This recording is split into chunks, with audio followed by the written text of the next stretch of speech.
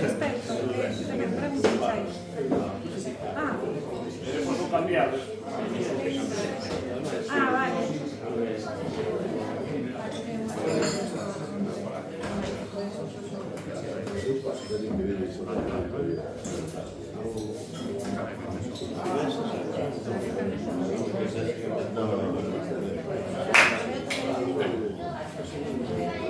O batería son? Hola.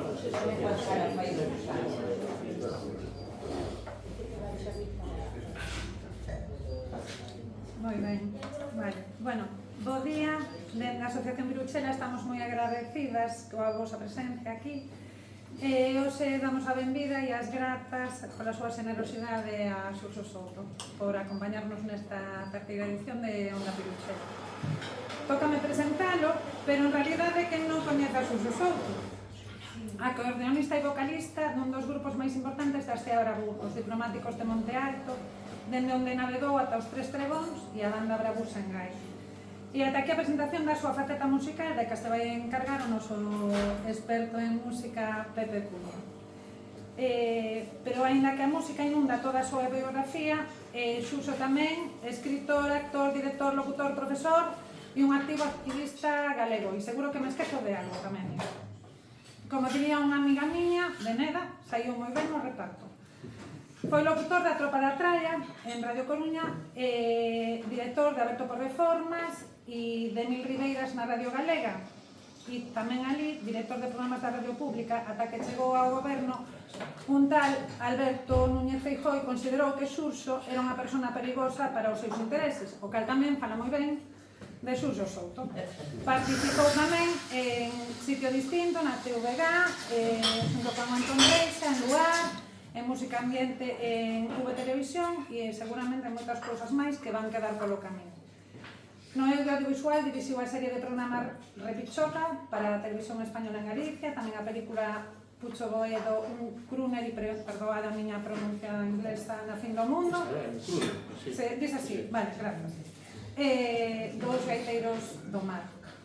Como actor traballou en Mareas Vivas, entre bateas de Jorge Coira, colaborador de La Opinión, da revista Bravú, participou como socio promotor do xornal que temos en papel en lingua galega, Nos Diario, no que facendo parte da seu Consello de Administración. Como escritor ten o seu haber máis de 21 publicacións, das que vou a nomear algunhas, non todas, porque o que ten que falar é el, como Contos do Mar de Irlanda, co que levou o Premio Irmandade do Libro Mellor Libro de 2014, A Gran Travesía de Chiruca Macallás, Os Retornos dos Homes Mariños, Fangalaica, Tres Trebóns, A Terra Queima, Contos da Coruña. O ano pasado publicou Somos un pobo de artistas, O método de Luisa Villalta, que é unha das súas referencias máximas, junto con Manuel María. Entre os seus premios tamén ten a navalla de Manuel María. Bueno, Manuel María, para ela a navalla era un instrumento esencial porque con ela cortaba o pan que logo se partillaba co resto. Posúe varios premios, todos eles, bueno, parte do literario, que teñen que ver coa súa promoción da nosa lingua e da nosa cultura. E en 2025 pasaron cosas para ele tan interesantes, bueno, decir así, como vir aquí a Onda Viruchela. Vai publicar unha novela, se non me equivoco, que se chama Novela do Bravú, porque xa levamos 35 anos gozando de Bravú nesta terra, que foi unha expresión artística moi importante para todos e todas nós. E hai unha rúa na Coruña que deixou o nome dun alcalde franquista para chamarse os Diplomáticos de Monte Alto, polo cal Xurxo Souto habita nas rúas dun xeito que el sabe facer moi ben, que é de forma colectiva.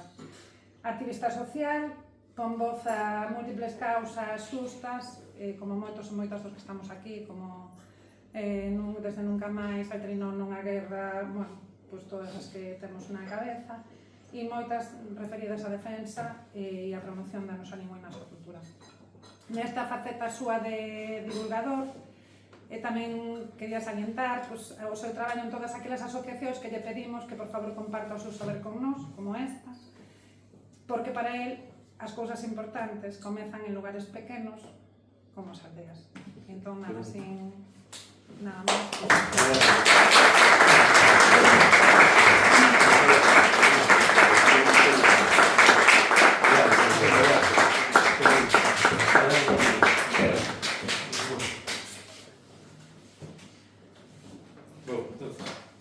Aquí.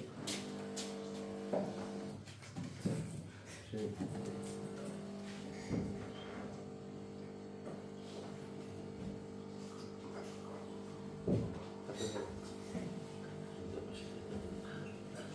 Non me cargues o invento, que empezamos mal.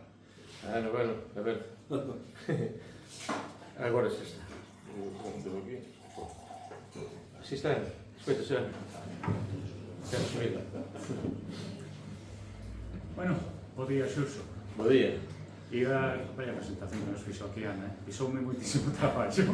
Non, a ver, é que isto... moitísimas grazas, estou admirado, é como a primeira comunión. pero creo que ben, que todo o que dixeches, os datos son todos certos, pero sobre todo esa idea que te marcabas, traballar en colectivo, como facedes aquí en Piruchela. Esta cuestión, vexo, estou vendo amizades, amigas, amigos por todas partes, que temos todos a mesma inquedanza de intentar mudar con moita humildade a nosa contorna, pero sempre do traballo en colectivo. Moitísimas grazas, Ana. Diceu que non tardou en sair unha palabra que tiña apuntada, non? Porque, bueno, as entrevistas das Piruchela tentamos que sexan, pois sí, son musicais, non? Pero algo máis. E hoxe, ti que falas a xente, nos queremos que fales un pouco máis de ti, non? Entón, ese é o meu reto para esta xornada da Piruchela, da Onda Piruchela. Xenerosidade. Sempre estás disposto e accesible para falar, para apoiar movimentos nos que crees, para apoiar asociacións dende abaixo. Non é esgotador a veces, de onde sacas as forzas? Non, a ver, xa está dicindo, non é esgotador. Como vai ser esgotador facer as cousas que nos gustan e as cousas que debemos facer? É todo o contrario.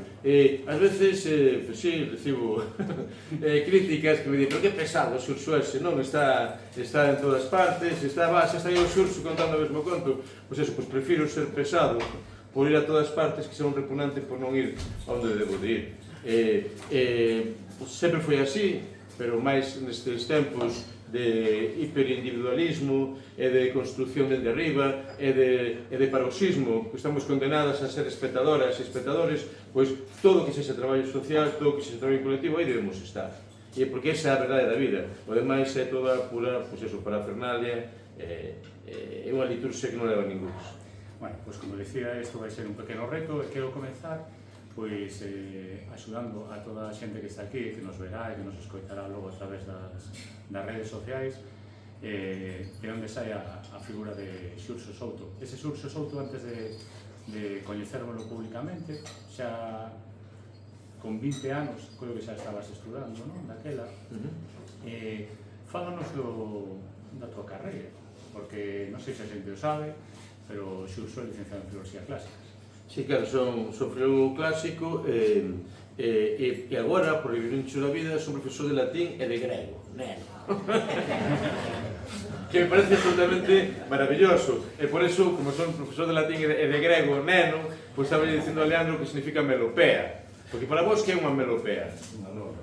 Que? Unha lora. Claro, coller unha boa, non? Bueno, pois melopea é certo, pero melopea ven de melos, de canción. Entón, esa forma de recitar, pero con ritmo.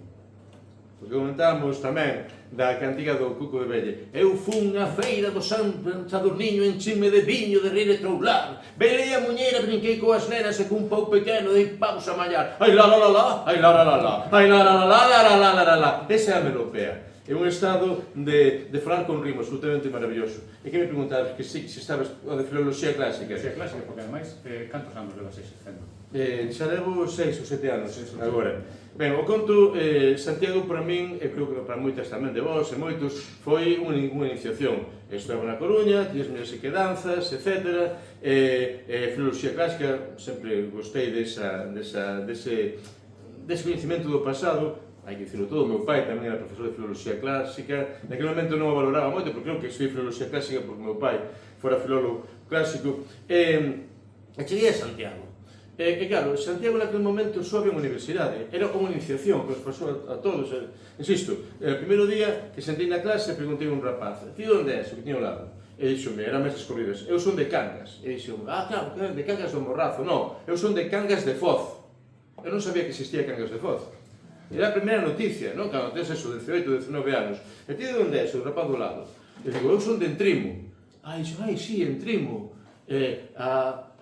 Dixo, pero coñeces Entrimo? Sí, coñezo Entrimo pola pandeirada de Entrimo de Emilio Cao. Pam, pam, daran, daran, daran. Dixo, esa primeira persoa que falo, que sabe onde queda Entrimo. Claro, agora Entrimo, pero aquel momento pasaron moitas cuestións. El tiña un sentimento, Pepe de Entrimo, de que vivía na extrema das extremas. E logo andando o tempo, ele era da aldea de Pireira, xusto na ría de Portugal. Toda a súa familia se dedicou ao contrabando.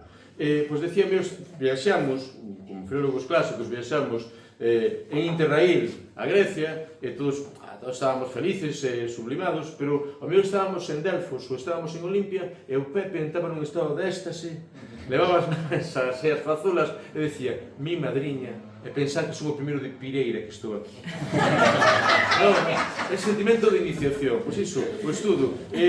Sí, foi moi importante a filoloxía clásica, pero foi moi importante, sobre todo, chegar a Santiago, unha cidade onde tomabas conciencia do que era o teu país, algo que non se ensinaba na escola, pois virábase persoas, amizade e mundos varios. Sí, a mí pasoume esa mesma sensación que tes ti, tive eu cando, porque a primeira parte da miña carreira na Coruña, pois non foi para ti. Foi ese rollo universitario que hai en Compostela, entón o que dis reflictome perfectamente eso de coñecer o resto da Galiza a través de compañeros.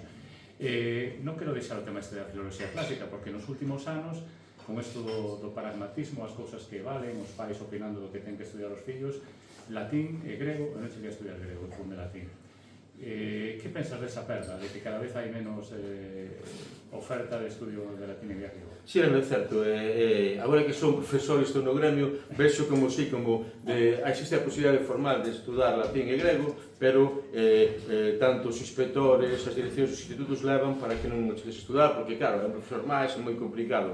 Eu penso que o feito de estudar latín e grego, pois o sistema educativo ten moitas eivas, pero o ensino público ofréceche esa posibilidade de abrir unha ventá e descubrires todo o pasado.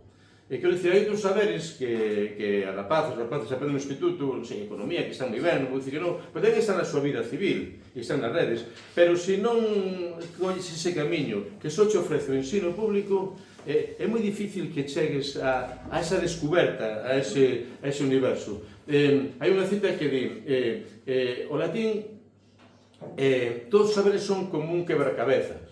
Todas as pezas encaixan, e con latín ti descobres que é esa peza central. Isto díxome un alumno que era un golfai de moito jiribillo, sí, que ao final entendeu, non? Que chegou ali de rebote, e entón esa posibilidade, claro, e as persoas, non todas, que toman esa acción, pois vives ese proceso de descoberta. E logo non son cousas moi bonitas, por exemplo, agora, como estou un pouco teimudo co tema do rebético. Sabes o que é o rebético? Eu tampouco, descubrino grazas a que estes anos son profesor de grego e de latín. Pois o rebético é o fado ou é o tango, música urbana, suburbial, que naceu polas marxes, as marxes das marxes, e naceu en Tesalónica e en Atenas. Aquela comunidade grega que foi expulsada de Esmirna, pois andaba vagando polas rúas e que unha música que fala de dor, que fala de drogas, absolutamente próxima, absolutamente maravillosa e absolutamente descoñecida. Vou poñer un exemplo. Isto cantamos na escola, Cafebrada aquí trago do guiasena nesa pina. Podes poñer de cara helénica, podes fazer así. Vai. Cafebrada aquí trago do guiasena nesa pina, e a senomafro matamu na xiaramu pompina, e a senomafro matamu na xiaramu pompina, cafebrada aquí trago do esclirocardi sapina, esclirocardi, corazón seco. Non entendestes nada, verdade? Vale, pois non vou levar o galego. Cada sol por a miña voz ten que cantar, meniña. Teus ollos pretos, eles son os que me dan a vida. Canta comigo. Teus ollos pretos, eles son os que me dan a vida.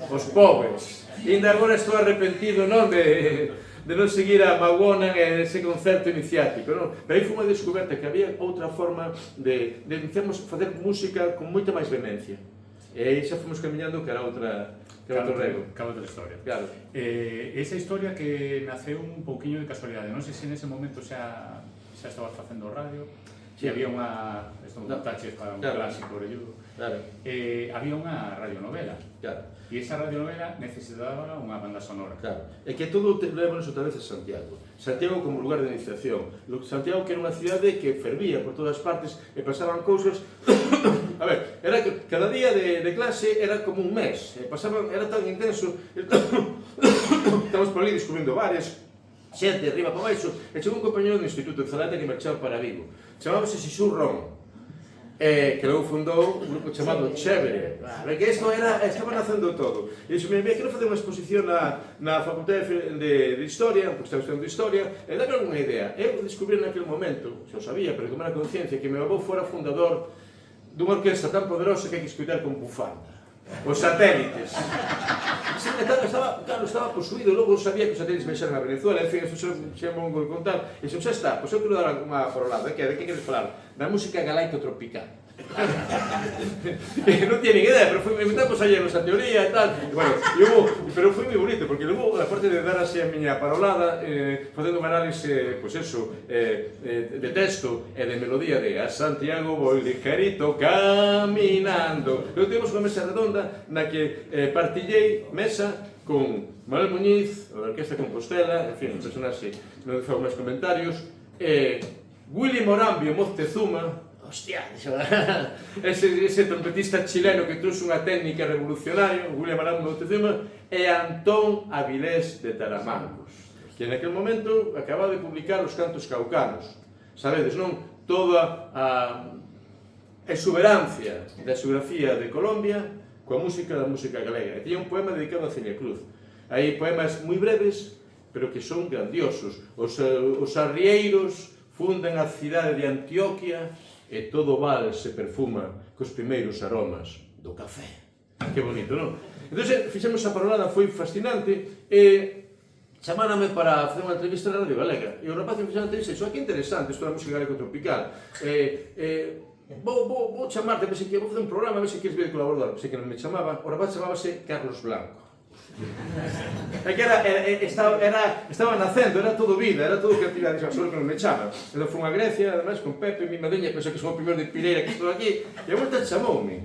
Entón, con unha colaboración na Radio Galega, un magazín, con Amelia García, aquela locutora maravillosa do barco, entón fixemos unha sección que se chamaba Macrocumbia. A ver, aí, potente. Entón, contábamos historias, claro, empecé a descubrir, frente a visión tan curta que teñamos do que era a música en xeral, e en concreto a música galega, pois todos os procesos e toda a realidade, e como foron evoluindo os grupos de gaiteiros, a outro tipo de formacións, como nacen as orquestras, e claro, a mí me gustaba moito, e dixo, vale, pois agora imos facer un programa pola noite, e creo que había ese colaborador, chamábase O Fiadeiro. Entón, aí foi o que dixeches ti. Todo fervía. Encontrame pola rúa a un amigo da parroquia que me dixo, chamase Víctor, que tal, como che vai? E dixo, non, agora traballo de frigorista. E dixo, que é? Estou frigorista? Non, a técnica do frío e tal. Entón, estou me contando, dixo, que idioma. E contoume unha cousa fundamental, que nos barcos que van a Malvinas, que van ao Océano Índico, o superheroe non é o capitán. O superheroe é o frigorista que ten que meter o peixe en perfecto estado de congelación, porque xe de facer unha marea de miles de toneladas e que o peixe cheira a podre. Entón, nesa dinámica, facemos unha radionovela. Primeiro fixemos Indiana Jones en Compostela. Partamos do máis obvio, era todo así. E logo, porque pouco se iba ben, claro, Carlos Blanco collía os papéis e que logo le vedaba. E dixemos, pois vamos facer os frigoristas. Con Industrias Batea. Por certo, onde está aquí Enrique? Que nos chamaches en Radio Fene, chamástenos para facer a Carlos Blanco máis a min, xa non te acordas, hai moitos anos, Industrias Batea elaboraba licor de percebal. Era todo moi bonito. Entón dixemos, pois hai que facer unha banda sonora, non? Claro, por suposto, a Radio Galega tiña uns medios, aparte de telos, estaban activados, estaban con vocación de facer cousas. Aquel Pablo Barreiro, aquel técnico maravilloso, Entón fomos para adiante. Nos andábamos coa idea de o debería quedar un pouco atrás, o que inventar. Entón, Rómulo acababa de comprar o acordeón, entón veu o estudio móvil de Radio Galega, veu a aldea, a casa da miña boa, ali a Damil, e no Alpendre gravamos Non chasquero, rabizas do teu navale. Ese coro, non chasquero, que me poden facer mal. Oímos a novela, pasábamos moi ben, hasta que un día me dixo un rapaz, tes que vir a Casa das Queches, por que? Está poñendo a vosa música. Entón, pues, esa me estou adiantando. No. Fomos a Casa das Queches, sabedes que levaba tamén naquele momento 2 ou 3 anos, pois tamén hai que dicilo, a metamorfose de Santiago. Naqueles primeiros anos era toda a xente nova e os bares da parte nova, entón había 2 tolos, que polo visto fora que, porque un día quixeran tocar no Foucolois e non os deixáis, pero montamos un bar onde se poda tocar. Fora o Xulio, o Víctor e máis o outro compañero que agora non lembro, que logo montou o Xoan Airas. Fernando, non? Pois eses tolos onde van, non? Que van montar un bar, que van poñer música galega, música folk e tal, e fora o recibimento da Casa das Queches. Bueno, fomos ali, a canción duraba, a maqueta duraba 6 minutos. Pois poña a canción de Non chasquero en bucle. E fixeran copias no Tarasca, no Curruncho, en outros bares, en bucle. Entón, claro, non nos quedou máis remedio que xa facer o grupo. E así empezou. Así empezou todo, non? E así chegou a onda expansiva así chegou. a Ferrol. Claro. Bueno, isto que acabas de comentar, así aproveito, dos frigoristas, podedes atopalo nun 120 capadores, un disco homenaxe aos diplomáticos. E aí ao final, como bolas extras, tanto bonus tracks e tanta hostia, aparecen aí os frigoristas, unha grabación do 89. Claro, fora... Daquela estaba estudiando na Coruña, como se decía, e aparecéramos CDs, non? En a Coruña, moi preto da estación de bus, de tren tamén, había un lugar de aluguer de CDs. Como? Que iso? Non sei. Pois mira, imagínate. Que en vez de mercado, claro. Como un videoclub, e chegabas ali, estaban todos os CDs en carátula, e chegabas, e dixe, pois vou coller este. Pois claro, non hai nada en galego, pois vou coller este en galego e tal. E mira, aquí, a cinta. Chegaba, a fin de semana, chegábamos coas cintas, sí, señor. E devolvíamos o CD e nos quedábamos coa cinta en casete grabada. Pois que emocionante. E que non está en... Isto non está en Spotify, o primeiro disco de Diplomático.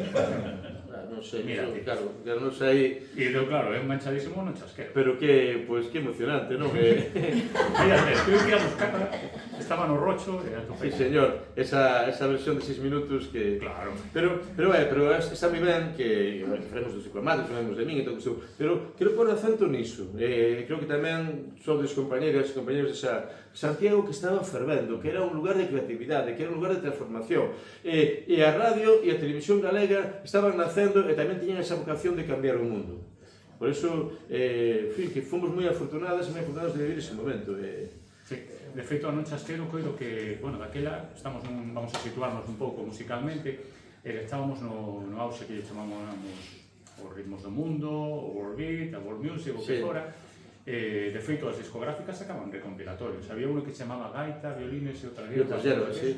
E eso se vendera unha burrada. Sí, aí tamén fora... Lembro Celtas Cortos, Waterboys, os Progs, había moitísimo isto. E Galicia, como decías ti, era unha potencia, pero ainda non lo estaban dicindo dende fora. Como? Claro, que nos tiña que vir de Madrid e dicir, tedes isto que está guai. Claro, bueno, pero que había, que ainda non formulamos, pero hai que dicilo, todos os diplomáticos tamén era unha protesta, porque había un tópico tabú, escuro, digo sempre, sei que son pesado, que decía que o galego non valía para rock and roll. E había críticos musicais que decían, con unha certa tranquilidade, mira, isto do galego está moi ben, a música tradicional, a música folk, pero para rock and roll é imposible, non se pode. Aparte, a argumentación era fonética, o rock and roll hai que cantarlo en inglés, e que xa era unha dificultade en galego xa tal. Que pasa? Apareceron os resentidos e esfarelaron todo iso. E logo viñemos a seguinte fornada, que xa foi unha fornada en colectivo, que foi o que falamos agora deso do Bravú. Pero as nosas referencias máximas estaban claras, efectivamente, pero non ian tanto por aí, que tamén, pero sobre todo eran os pogues, aqueles que non me quedara a ver, que naquele momento emerxente, logo alucinante. Chegaban de París, un grupo que na portada, naquele mosaico, aparecía un escudo da Coruña. Mano negra, pachanga. E antes os carallos. Claro, antes os carallos, non? que cantaban ai vai, carallo, ai vai, pero que logo foi para min a descoberta do Tex-Mex de Flaco Jiménez. A ver, te gusta mucho el baile y bailas al compás, te vas para Laredo y sigues más y más. Esa música norteña da fronteira. Conseguiremos que Flaco Jiménez non traballaba nese programa, se quitaches Luar, e conseguimos que Flaco Jiménez viñera a Luar e arrasou. É normal, porque é unha música que levamos dentro, non? Entón, o día seguinte chamou un señor que o quería contratar para as festas de Muiños, en concreto, non? E dixo, mira, é que ten un pequeno problema, vive en San Antonio, Texas. E dixo, non hai problema, porque o ano pasado chamamos a Rui Ventura que veu desde Barcelona. Claro, pero por importante, en vez desas referencias, como que, eu creo que esa era, digamos, The Pogues, moi coñecidos en Irlanda, en Londres, foi unha evolución, eran fillos directamente, non? De The Clash. Mano Negra, que era todo ese movimento con as Negres Vertés e todo o que estaba pasando aí, ese fervendo, esa miscelánea, o Tex-Mex, Flaco Jiménez e un grupo que se movía por outro circuito, pero que eu encontraba todo o que estaba aí, que era a charanga do Cuco de Veña. Absolutamente maravilloso, non lembrades aquelas cenas que se vendían nas gasolineiras? Tiron uns señores en Ourense que xuntaban na palleira e que facían unha música absolutamente vehemente, absolutamente persoal, que viña da tradición. Hai alguén de Ourense aquí? Hai alguén que estuvo na palleira? O mellor aquí, bueno, callado. Por pouco, non? É que estamos coa cucomanía. A ver, o hino conteino moitas veces, pero pido disculpas se alguén xa o escoitou, aquí nese libro, somos un pouco de artistas, o hino tribal de Ourense, absolutamente tribal, eu son Benitiño, a versión deles, non? Vamos. Se vas o San Benitín, dudúa, se vas o San Benitín, dudúa, se vas o San Benitín, Benitiño. Non vayas o de pare, non vayas o de pare, non vayas o de pare, que hai outro máis milagre, que hai outro máis milagre, que hai outro máis milagre, milagreiro. Se vas o San Benitín, non vas, se vas o San Benitín, eu non vou, se vas o San Benitín, ai, mi madre. E non poñen a cunca, poñen os ourenses, nós non podemos, claro, non sabemos, a cunca na cabeza, e van dando voltas e dicindo, ai, la, la, la, la, la, la, la, la, la, la,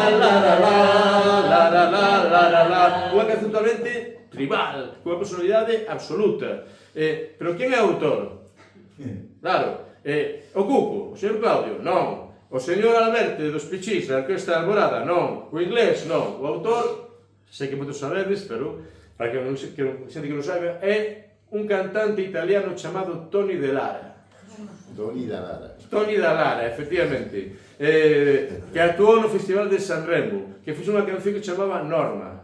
Io voglio quererte a te, io voglio quererte a te, Norma mía. Norma entrou pola palleira, pasou a tituladora de Cuco, se vas o San Benitín. Bueno, que é unha música espectacular, porque mira, mirade ese disco, esa cinta, recomendo-la, é grandiosa, porque logo ten unha parte que era o patrimonio da Coral de Ruada. Este cantar do vendima, hecho un cantar vendimero, e cancións pseudo-cubanas, non é? A La Habana quiero ir, e o mítico, e o paraugas do Gosé, que nos pensábamos que era unha canción cubana, pero logo descubriu Ico, o gran conquista, que era de un señor de Mairena, ou un señor de Cádiz, que era Carabé, que era el paraguas del José. Que grandioso, e xa por acabar, porque con manía, ali, é dicir, como Ourense, como nas marxes sempre está toda, como nesa pallera, en sitio divertido, estaban facendo unha música absolutamente persoal. A xente maior tomaba viño e cantaba, os pequenos tomaban Fanta, pero aprenderon a técnica, e dai un deses nenos, o Ico Rafael, andando o tempo, colleu o libro de Gordon Galeano e leo Licor de las verdes matas, tú me tumbas, tú me matas. Aquí naceu licor do negro café, que me tumbas, que me matas. Isto que reivindicábamos sempre, a vehemencia da música popular que era de tradición para crear música do noso tempo. E agora, remata a brincadeira, Porque, cando publiquei isto, contei esta historia, chamou moi mal de Ico. Carlos Rafael totalmente indignado, dixo, son moi mal, non se pode, claro, non se poden publicar cousas sen contrastar os datos, quedas mal ti, é unha frente para a nosa memoria, e dixo, que fixen? Home, dixestes que xente nova tomaba Fanta e tomábamos Mirinda.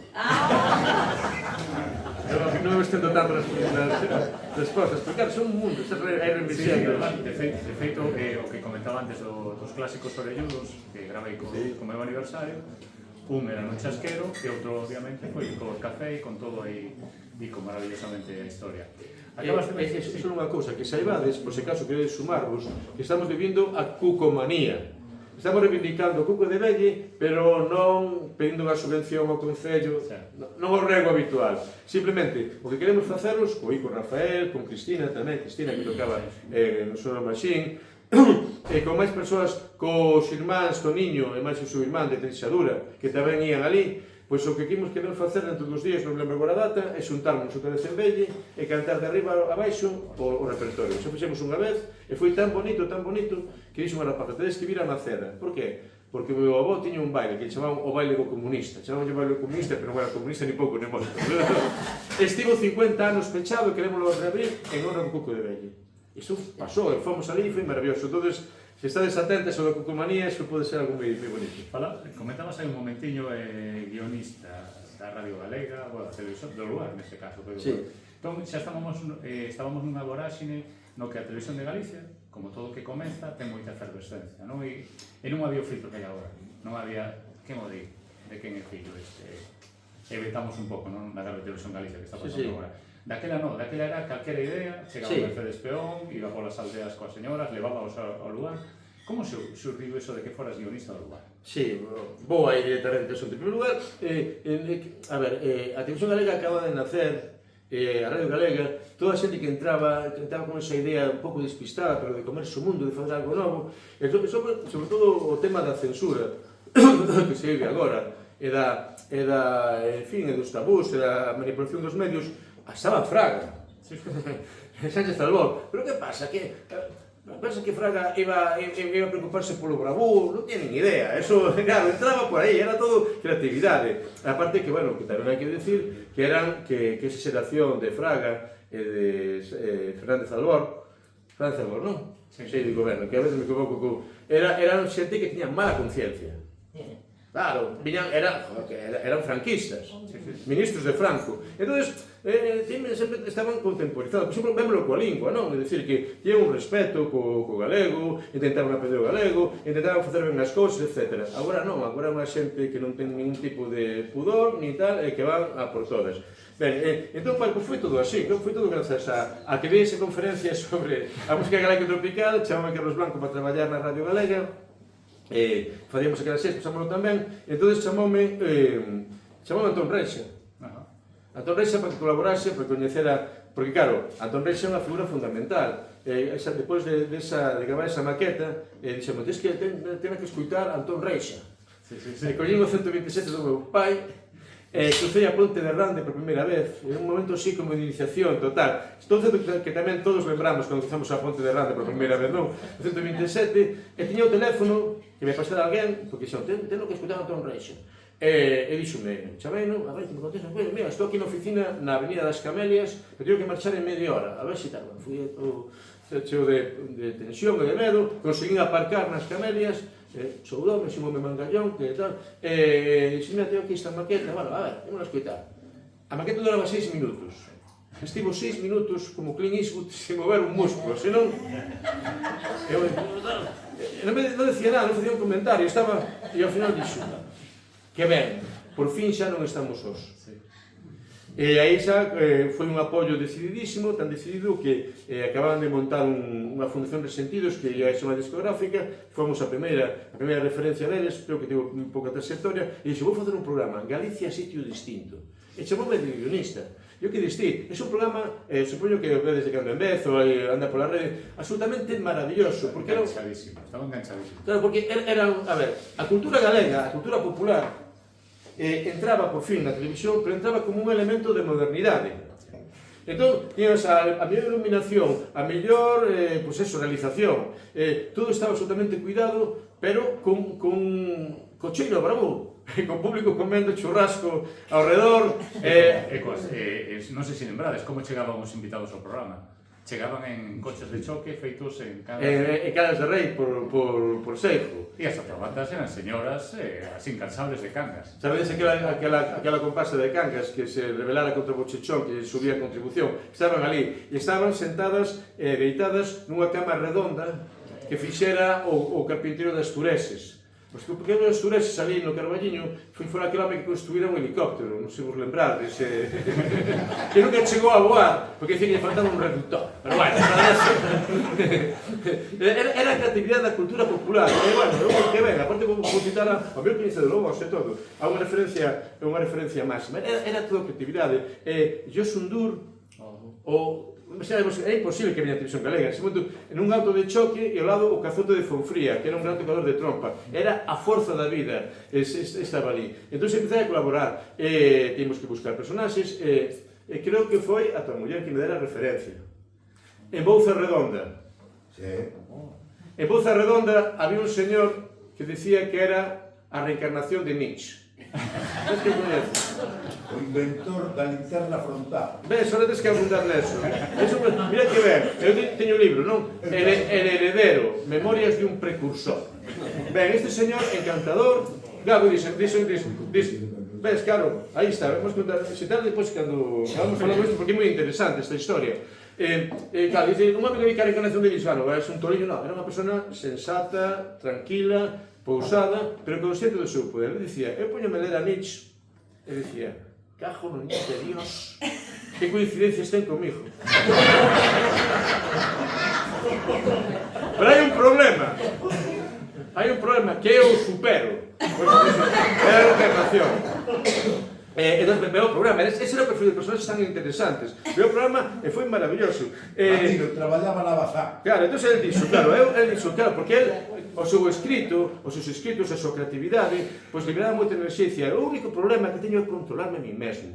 Porque eu, de verdade que eu, cando publiquei o libro, liberei tanta enerxía, eu non o quería, pero acabei matando o Carrero Blanco. Si, por que matou o Carrero Blanco? Si, a mí Carrero Blanco non me caía ben nin pouco nin moito, pero claro, os Trabazán tiña un xefe que era do Opus, un xefe cabrón, estaba todo o día chuzándome, e un día non aguantei máis e dixen, oxalá que morras ti e todos os teus xefes.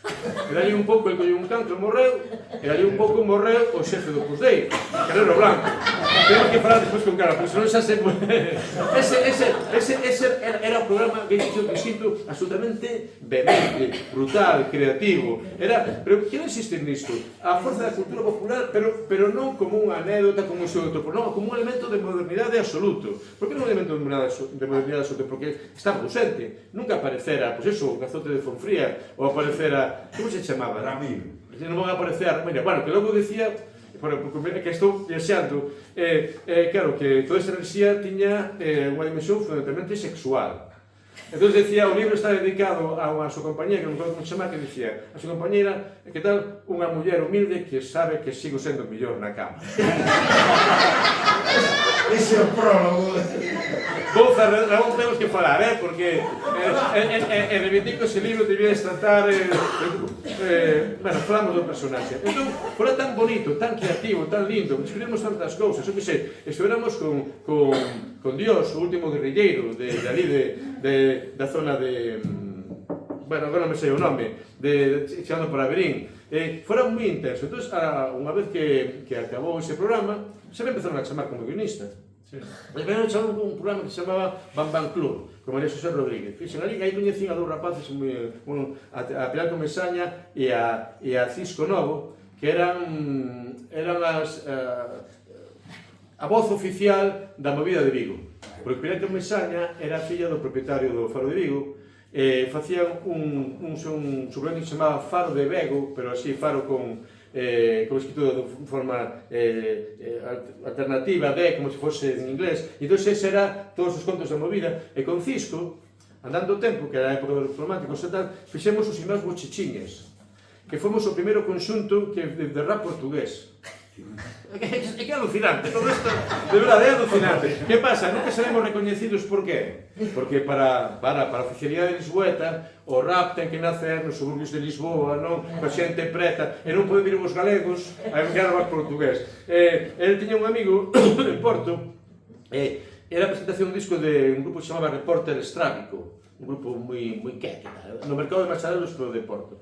E ele empezou a facer rap portugués. Isto é o rap portugués, un rap que non se faz nun mes. O povo era tal. Entón fomos ali e íamos darle concertos sin cobrar nada, porque a mellor era un bon contacto para o grupo para que veñese a Coruña, e a formación era delirante. Era Pulpiño Viascón na batería, o noso Mango e Xampenos no baixo, e Cisco e eu ali facer coros.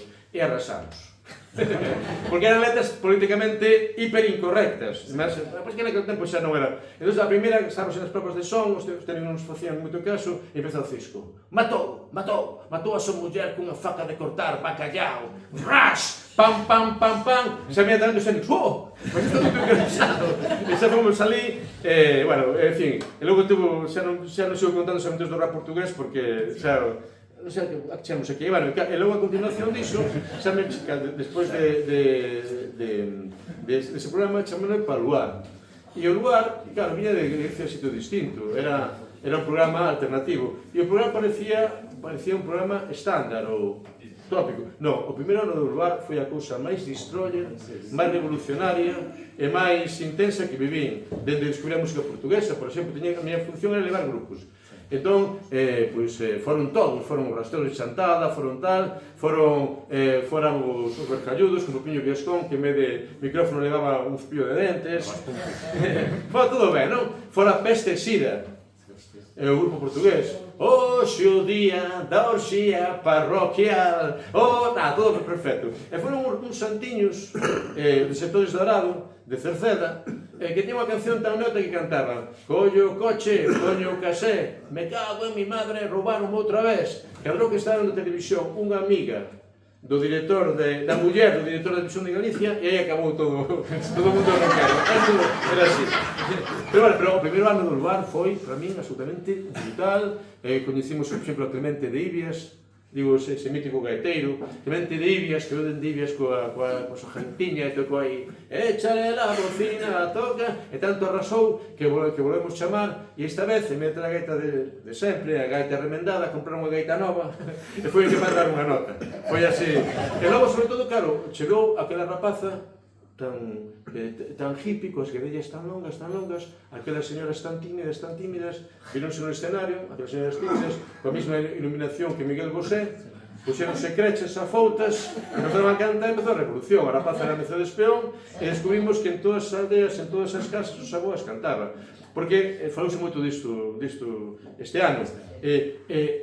A revolución, a presenza das pandereteiras, das mulleres que cantaban na casa, era algo descoñecido, invisible, pero para ata as menos persoas que gostábamos da música galega. Quer dizer, que nos gustábamos galegos, gustábamos os gaiteiros, grupos de música folk, pero non sabíamos nada das pandereteiras. E iso foi algo absolutamente revolucionario. Sí, foron momentos de grande modernidade, porque a xente, os urbanitas como a mí, foi o galego, era cousa do folk, e o máis tralleiro. A cenza, de Ruxe, comenzando. Entón, cando ves que a modernidade, como decías ti, primeiro con os Resentidos, e logo con Bosco e todo o Bravú, que de feito, mira que revista teño aquí, a revista Bravú, porque tamén había revistas, fanzines, con unhas firmas que flipas, non? Estos son cousas para agardar. Entón, era un momento de moita efervescencia, e a vos coincidimos os diplomáticos no máis alto. Manu Chao, Tan Paranoia, Feira das Mentiras... Aquilo é unha verosímil tremenda. É que naquele momento non és consciente, ti simplemente és un rapaz que está pasando cousas alucinantes. E cousas alucinantes precisamente por facer todo o contrario do que che mandaba, non? Porque cando nos preguntaban por que cantabades en galego, sempre decíamos o mesmo, por motivos comerciais. E volvo aos orixes diplomáticos. Na Coruña, que se facía? Facíase pop de provincias, que era unha copia que se facía en Madrid, que era unha copia que se facía en Londres. Por suposto, cantar en galego era imposible. Nós que quixemos pôr en valor o que tiñamos na casa. Todos os rapaces nacidos na Coruña, pero todas as familias nosas eran de aldea. Entón, así dito dunha forma rápida, o guitarrista Guni era heavy. Ensaiaba en Monte Alto nunha corte de porcos tiña un grupo que se chamaba Atila. Mataban o porco, entraban os heavies. Pero que hai cortes de porcos, esta realidade. Estamos aquí, non, está o galiñeiro, está a cidade. Pero que pasa? Que os pais eran de aldea.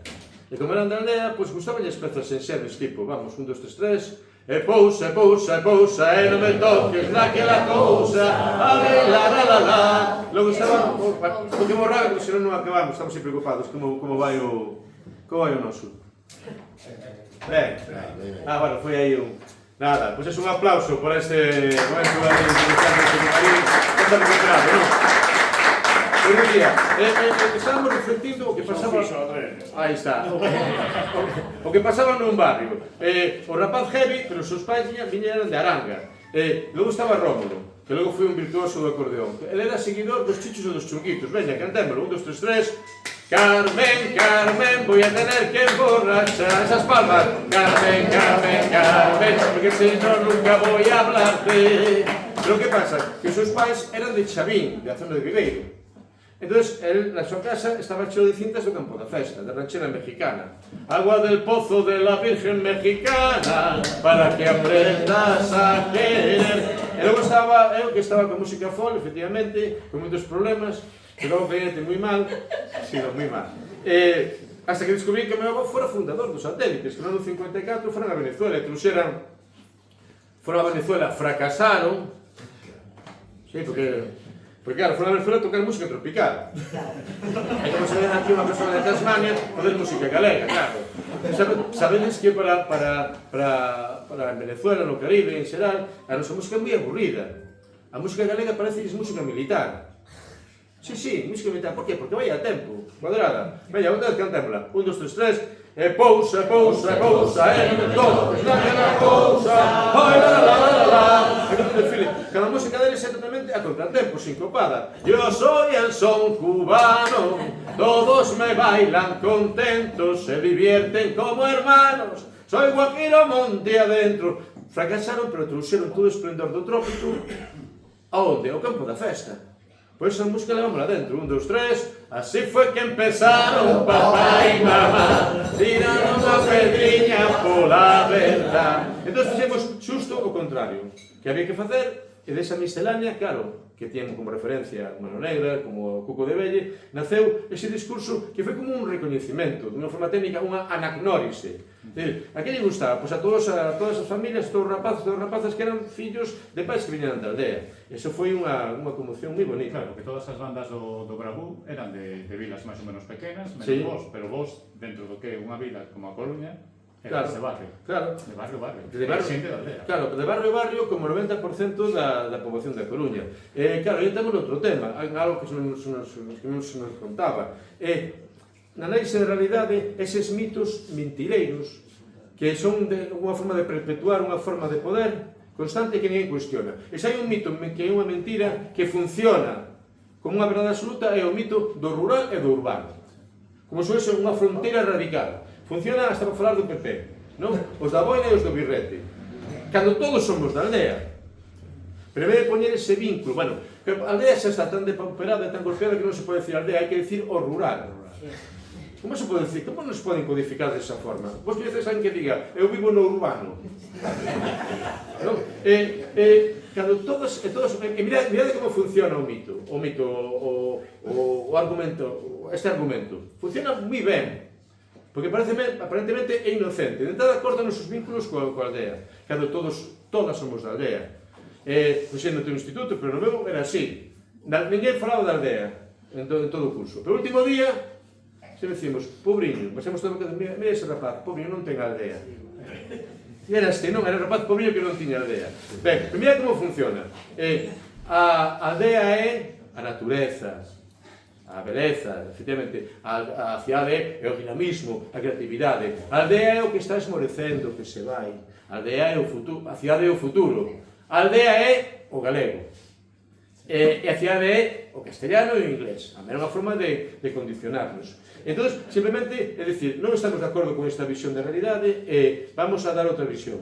Que iso está chegando, pois eso, que temos a súa máxima expresión no movimento agora das pandereteiras.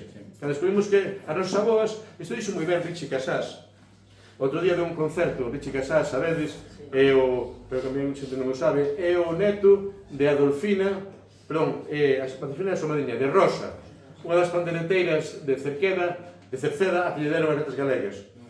Entón, ele dicía, claro, todo ese saber que había na casa da miña avoa, na miña casa, a miña avoa era unha persoa pobre, Adolfina era moito máis pobre, pero naquela casa eran nais solteiras por decisión, mellor que aguantar un borrachón, gobernámonos nos mesmos. Naquela casa sempre había alegría, sempre había música. O meu pai sabía bailar, pero a Coruña, pero non bailaba. Sabía cantar, pero non cantaba. Sabía facer o pan, pero non facía o pan. Sabía falar galego, pero non falaba galego. Eses son os nosos pais, menos ti, que... Estamos recoñecéndonos, pero como a análise do que somos está tan mal feita? E aí, esa fenda foi que nos deu a nos moita vida, claro. E podemos falar, precisamente, falando das pandereteiras, podemos falar de actualidade, porque así falamos, encalzando cara final. Pero ao final xa. Pero claro que me vamos. Non contamos nada. Díxeme encauza.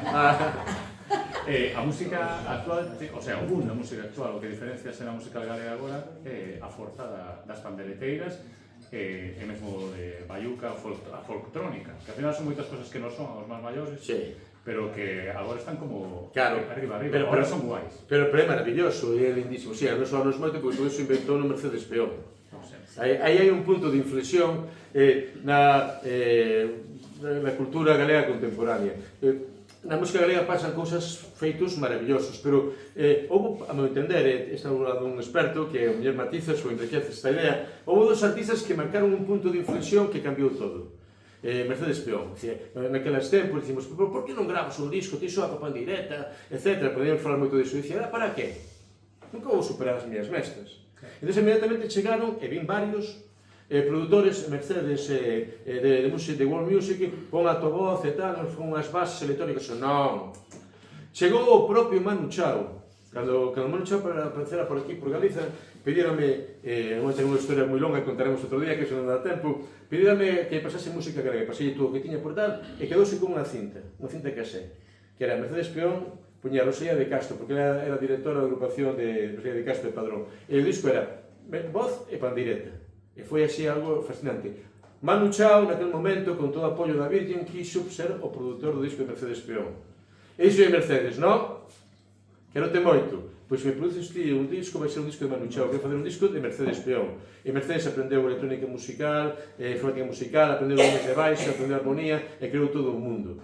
Pero, en fin, ese foi un punto de inflexión, Mercedes Peón. E outro punto de inflexión, por desgraza, quedou truncado por unha cuestión vital, porque o noso protagonista morreu. Música atlántica. Música atlántica é unha constante, non? Música atlántica, non, pero esta é a música Atlántico Sur. Naf, Fran Pérez, que empezou a misturar a música galega coa música africana. Que desde que fora con Chévere, o Chévere de Xixurrón, a Mozambique coñeceu a Timbila Musimba, e logo fixo ese disco espectacularmente maravilloso de Manecas Costa. Temos que cuidar moito a Brais Morán, que está seguindo o seu legado, claro, pero hai que cuidalo. Entón, o que está pasando agora é alucinante. Hai 40 anos non sabíamos que existían as pandereteiras. Agora estás inventando unha nova música galega, creativa, con outro elemento máis que quero comentar agora, que vene directamente desas mulleres. Ou seja, o que non existía agora é ultramodernidade. E que está pasando na música galega? Pois é... Claro, cando nos marchamos da televisión e da radio, pensamos que acabamos o xabarín e todo iso, que a música galega iba a esmorecer, non? Apareceu outra realidade porque xa non depende dos grandes medios, depende das redes sociais, e é que é a revolución da diversidade.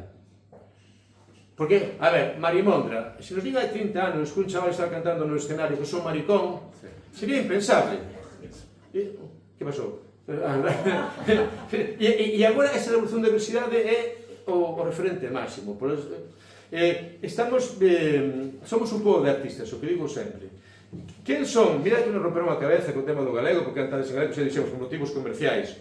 Quen son os artistas que realmente viaxan polo mundo deste país? Pois, os que canten en galego. Mellor dito, as que canten en galego. E empeza a decir, Leilía no seu tempo. Claro.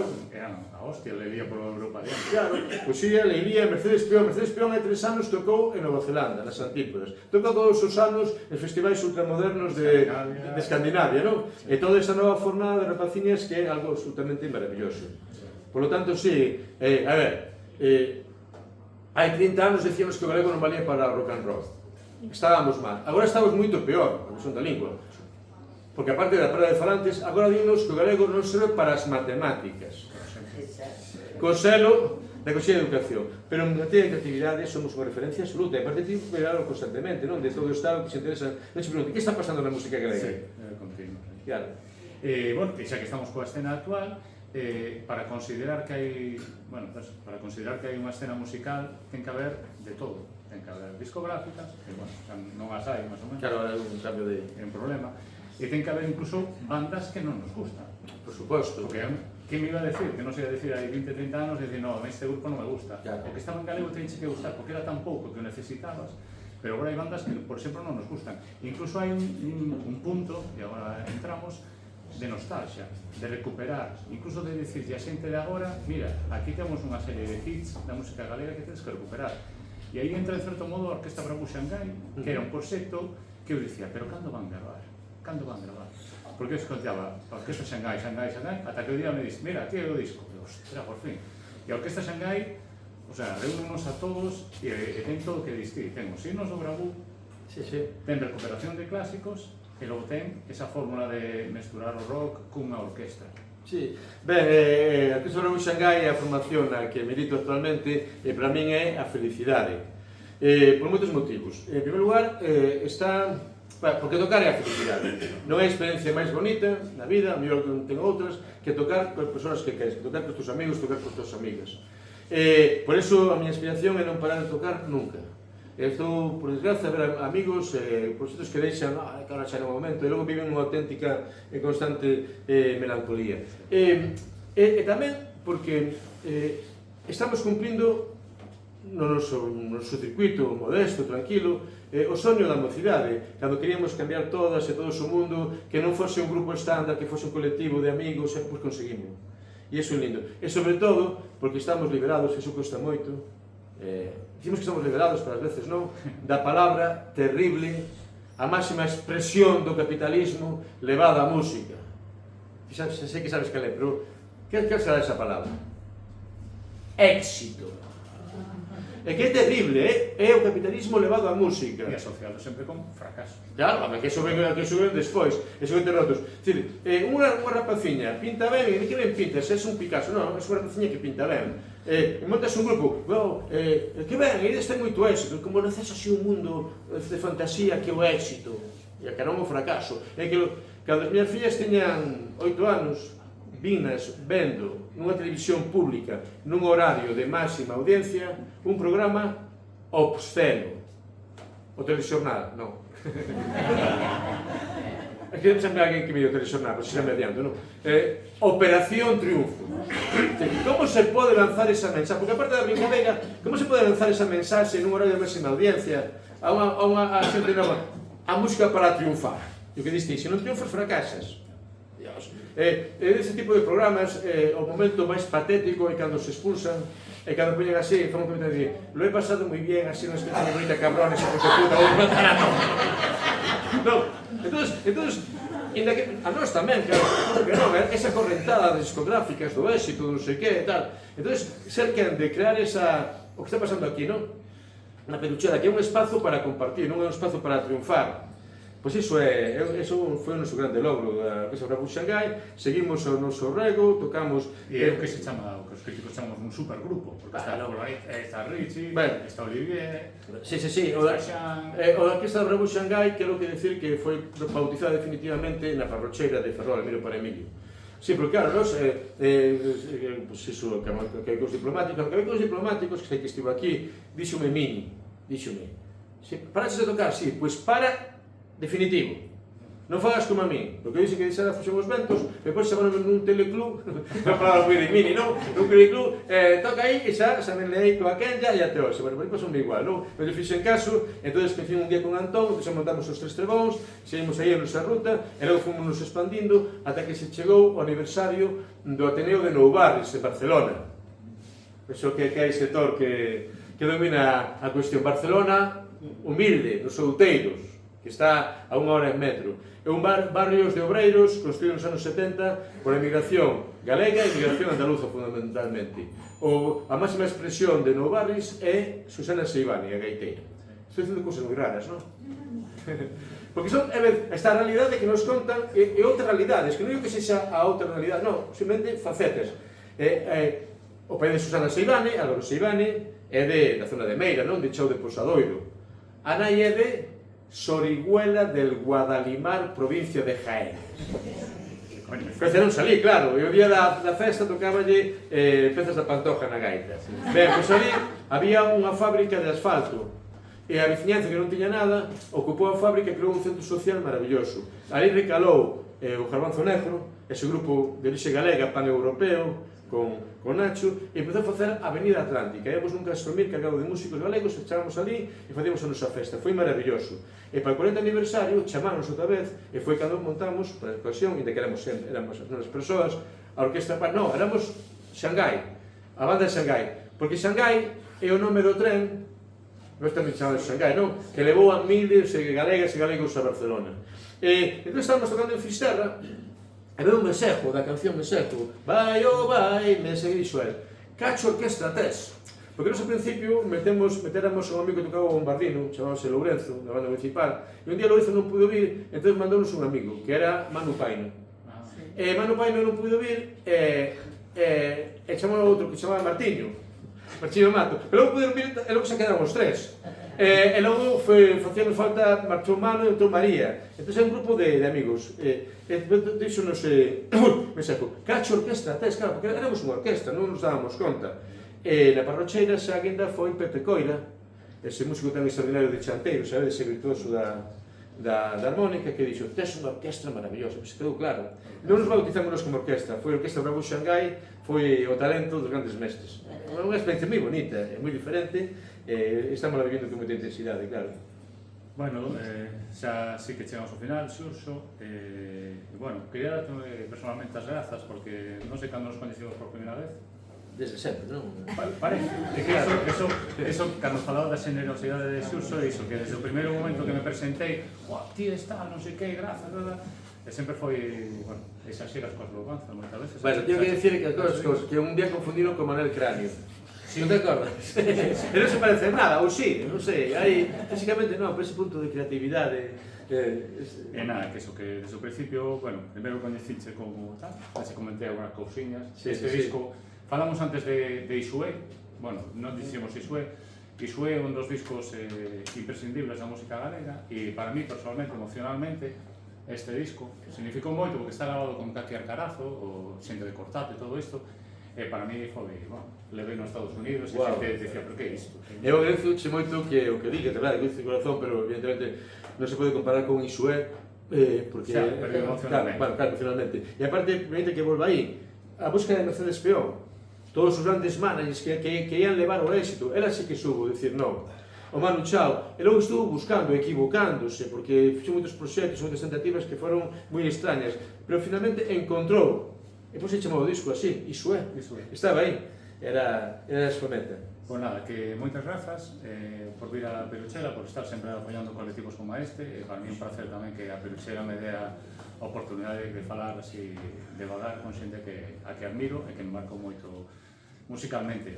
Entón, grazas Xurxo en nome da Peruchela e o momento de... Pero permite que das grazas, eu tamén. Ai, coño. Claro, porque... E que quede un pouco frustrado, porque fixéchelo tamén, que me levaches a sentirme tan cómodo, entón xa querías ir contando máis historias, pero non... E nos escoitamos. Pero hai limitacións temporais, aparte disto, sobre todo terapéutico para mí. Damos as grazas a vos, porque estou vendo persoas amigas xa de moitos anos, e incluso, e agora encontréime cun erudito en Ramiro de Bouza Redonda, co cal acabo xa de pechar, temos que falar. Damos as grazas por este proxecto, non, de Piruchela, que, claro, que tamén é un proceso da sabiduría, esa necesidade de compartir, de crear en colectivo, de, lo que decía antes con Leandro, non buscar grandes metas, que no fondo é o conto do éxito, non? Sino crear espazos onde todos nos podamos sentir cómodos, cómodas. Pepe, grazas a ti, porque se a música galega sempre estivo golpeada, digamos que a reflexión sobre a música galega non existía. Non había unha verdadeira crítica de música galega, que é crítica con xente formada na música deste país e na contorna, con capacidade de crear un discurso diferente, con capacidade de analizar e de, que dicías antes, de pôr en comparación o presente con outros tempos, non? É dicir, un crítico riguroso. Claro, un aplauso, por fin o tempo, non? E sempre con constancia, sempre na práctica.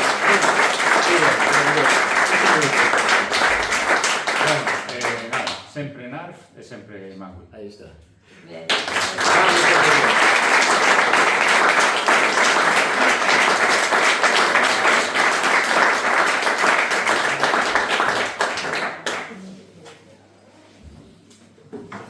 Paralelo a estos podcasts podría haber aparte, non digo todos os meses, pero mellor trimestre ou tal, un Xurxos 8-1.